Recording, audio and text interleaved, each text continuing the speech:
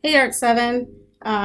We have been working on our portraits really hard, and I know that I've seen some of them, but I've also not heard from a lot of you, which I hope that you're doing something creative in this time, because I know that for myself, that is the thing that's keeping me sane, is doing things creatively. I know that a lot of you are still working on your portraits, and that's okay. They will show up as missing, but obviously nothing is late. But I encourage you to continue working on them and to finish them up, because I think that that's a really good exercise for you.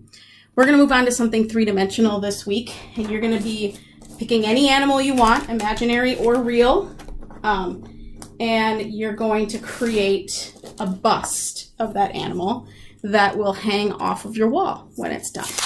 And I chose a unicorn because I'm me. And so I created this, and I'm going to walk you through the steps of how to create an animal bust out of trash and recycled materials that you already have at home. So here we go. All right, so you know I'm big on sketches, because as soon as you have a sketch and you kind of have this idea in your head of what this thing is going to look like, you have a better direction. If you just kind of go in blindly, it's not going to go well for you.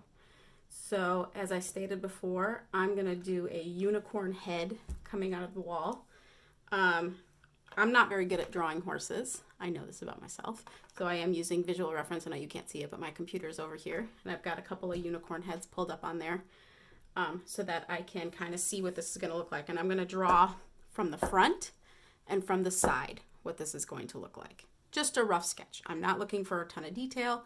I just want to know basic shapes so that I can go from there, so that I know what types of materials I can use to figure out my shapes and everything like that. So from the side,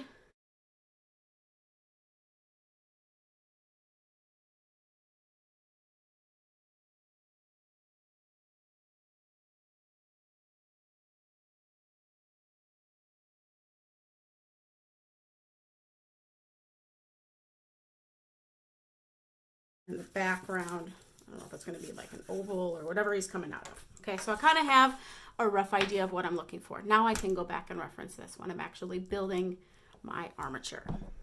Okay, so now that I have my sketch done,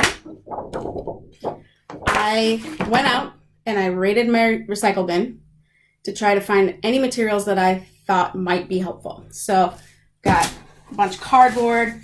I've got this destroyed tube. I was thinking, horn. And I've got a 2-liter bottle. I've got a soda can. And I do have access to a milk carton if I wanted it. But I thought with the 2-liter bottle, I don't think I would need the Mommy! Just a second. Sorry. My son found a teeny tiny pumpkin and he needed to tell me. So I thought with the 2-liter bottle, I felt like this would be can tell that I just washed it out. That this would be a very good size for the head. So I don't think I'm going to need the milk carton. But if you don't have that stuff, that's fine. I also have a ton of newspapers. I have tape of various sizes. I'm a firm believer that if you are able to, if you can think of ways to problem solve, you'll be fine. So I'm going to start by cutting I think I want to cut the tip off of this. And this is going to end up sort of being the head shape. So this is going to end up being the snout, but I need to add some newspaper and cardboard and stuff down here. All right, so just heading it. Here it is. X-Acto blade. Screw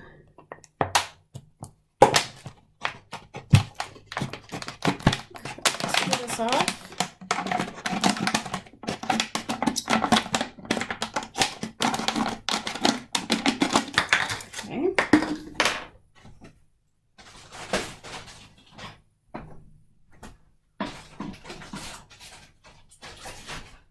You know how I am with my baby wipes.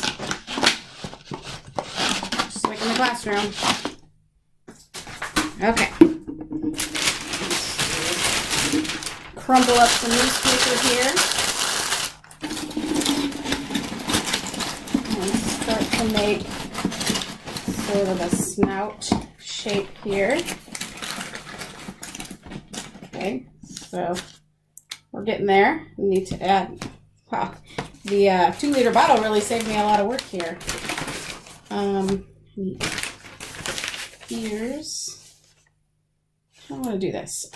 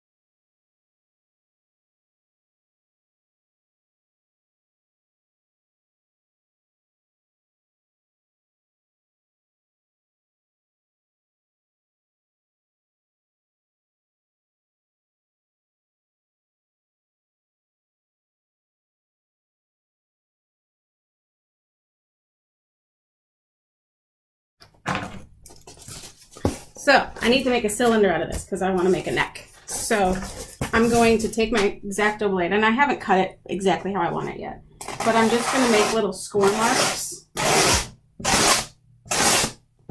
about every inch or two. And this is going to allow my cardboard to bend more evenly. So I don't want to go all the way through. I just went through the top layer of cardboard, but now you'll see that I can bend this into the shape of a cylinder to make the neck, and it'll bend a little bit more easily. Okay.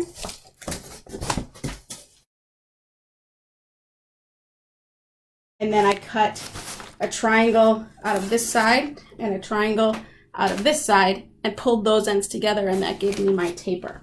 So now I have a pretty good idea of where I'm at. I added chunks of newspaper up here for his mane and here, and I felt good about everything else. When I look at this from the front, it resembles my sketch. When I look at this from the side, it resembles my sketch. So now I have to figure out the shape for how it's going to be mounted on the wall. Circle, oval, could be like a shield type shape. It could be a star. It could be a heart. It could be whatever you want it to be.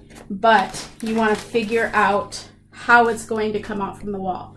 So if I were to just stick this onto a plaque now, this is how he would come out from the wall. I don't want him to come out like that. I kind of want him to be more at this angle. So I have to figure out my vertical line from there. Vertical means straight up and down. And that's the line that I'm going to cut on. Okay. My blade keeps falling out.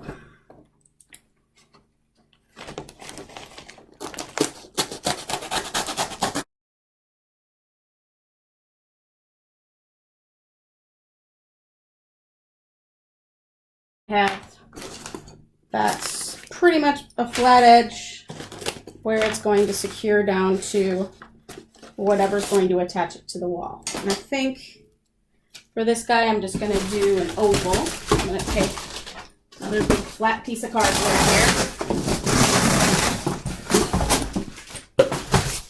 I'm going to draw. I want to trace this first. Ooh, hello, he's got a pencil attached to him. I'm going to trace this onto the, I know this is not a good angle.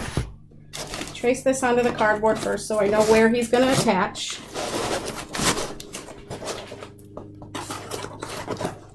Okay, kind of have that idea. You can see this atrocious mess that is my crap, my art room right now. And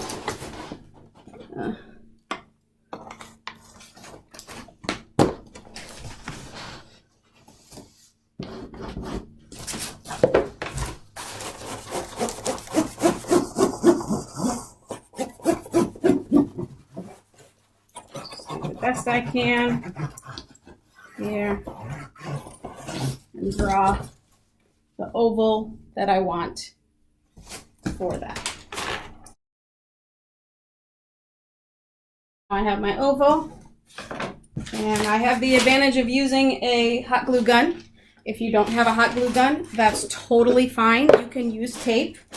In all honesty, will probably use my hot glue gun and tape because I like to, whoop, lost ya.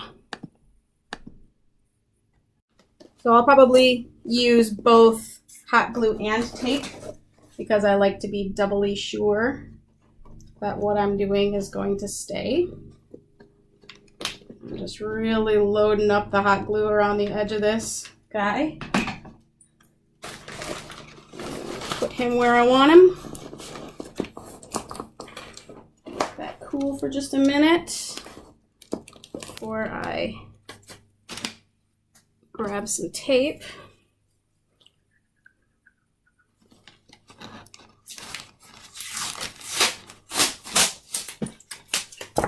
Come on, horse. Okay, and I'm going to also just put a couple of pieces like so.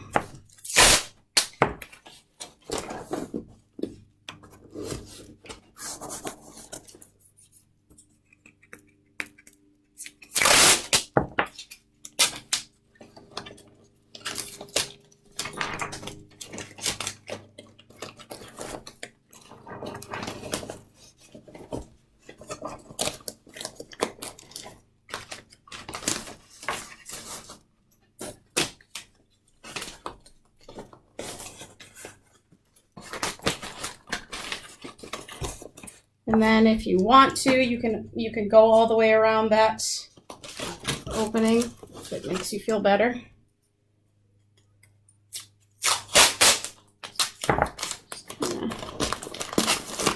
Secure that down, and then you are ready to move on. So once you have that, you're good to go. You are ready for next week where we're going to start on the paper mache process. We're going to talk about a couple of different types of paper maches that you can make, or there might be some things at home that you can use as they are for paper mache. Do not go out and buy anything, because I will also give you ways that you can finish this off without paper macheing over it. A little bit more difficult, but my guess is that one of these solutions will work for you. So keep your armature for next week. I'm excited because this is actually something that I would hang in my house. So, awesome. Bye, guys.